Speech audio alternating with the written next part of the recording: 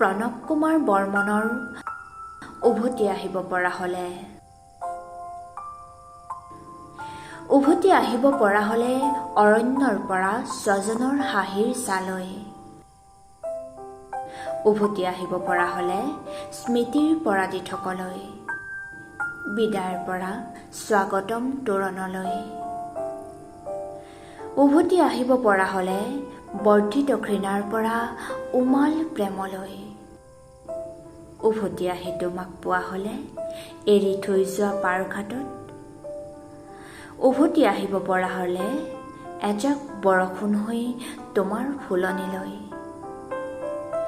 উভতি অহাৰ, উভতি যোৱাৰ বাটবোৰ ক'ত হেৰাই উভতি আহিবলৈ মৃত্যুৰ পৰা জীৱনলৈ।